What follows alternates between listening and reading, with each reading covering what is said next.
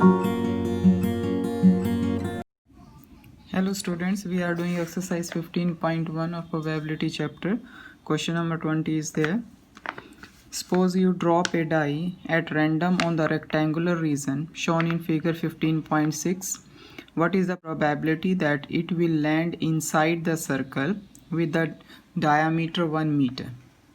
This figure is given 15.6. Question number 20. First we will find out area of rectangle. Area of rectangle. So area of rectangle is length into breadth. Length is 3 meter and breadth is 2 meter. Now it is 6 meter square. Then we will find out area of circle. So area of circle is pi r square. Because diameter is of 1 meter, so radius is 1 upon 2 meter.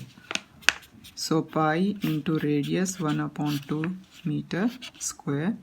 So it will be pi upon 4 meter square.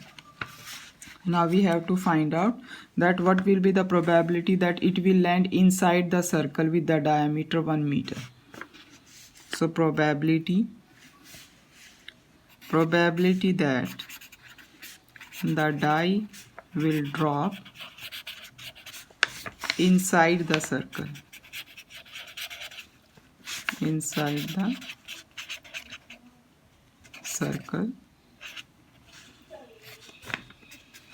So total possible cases that this is the full area that die can be anywhere. So this is the area of the rectangle. 6 is the possible outcome, and out of 6 how many are the favorable outcomes?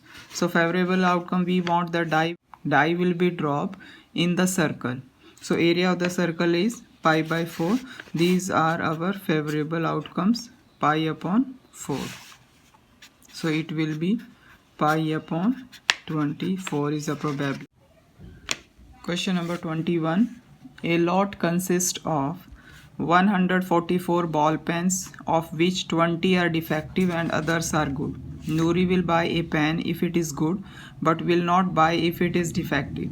The shopkeeper draws a pen at random and gives it to her. What is the probability that she will buy it and the probability that she will not buy it? So what we will do in this case, we will find out, first we will find total number of pens, total number of ball pens as given in the question. Total number of ball pens are 144. Now out of these, number of defective pens, we have to write number of defective pens. So number of defective pens are 20 as given in the question, 20. And the number of good pens, or we can say the pens those are in good condition that can work. So out of total pen 144, we will minus the defective ones.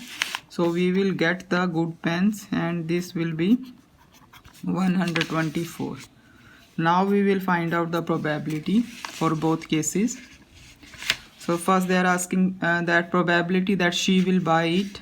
So probability of the event, and the event is that, so how much probability is there that she will buy this pen. So probability of the event, total possible outcomes are 144, because 144 are the total pens, and out of which good pens are 124. So 124 are the possible outcomes.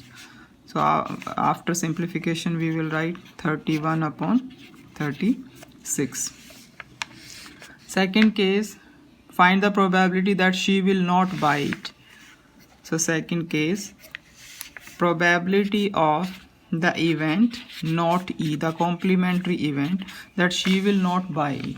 So for that what we will do, we will minus from 1 the probability that we find in the first part, 31 upon 36 So it will be 36 minus 31 upon 36, and the answer is 5 upon 36. Question number 22. Refer to the example 13. Complete the following table. This is the given table. This is the first part. We have to complete the table. First we will do the first part. We have to complete this table. So this is question number 22.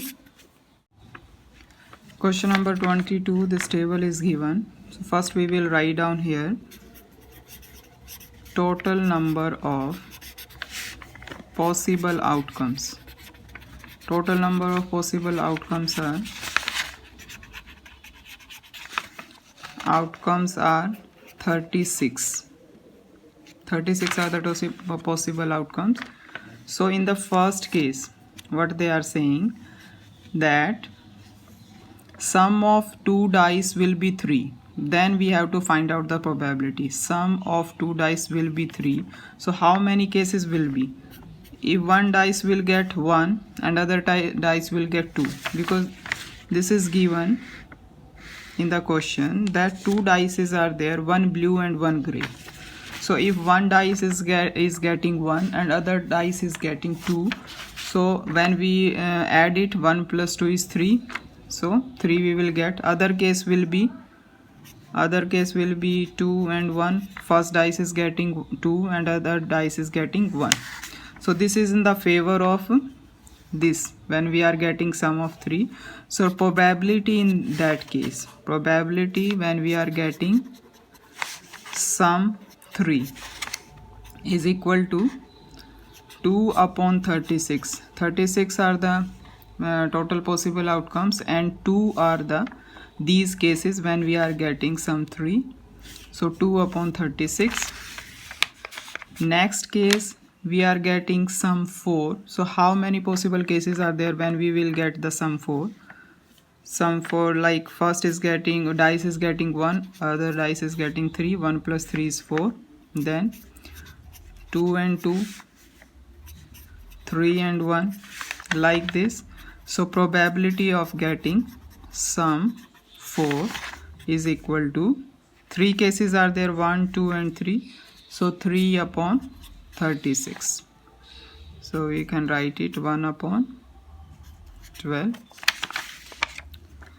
Next is the sum. We are getting 5 here. So how many possible cases? 1 and 4, 2 and 3, 3 and 2, 4 and 1, like this. And we will write probability of sum 5, and 4 cases are there out of 36. So we will write it here 4 upon 36. Next case is when we are getting sum 6. So we will write 1, 5, 2, 4, 3 and 3, both are getting 3 plus 3 is also 6. Then 4 and 2, 5 and 1. These all are the cases when we are getting sum 6. So probability in that case, 1, 2, 3, 4, 5. 5 cases are there. 1, 2, 3, 4, 5. So we will write 5 upon 36. Next, how we will get sum as a 7. So possible cases are 1 and 6, 2 and 5, 1 and 6, 2 and 5, 3 plus 4 is also 7, then 4 and 3, 5 and 2, and 6 and 1. So probability of getting sum 7.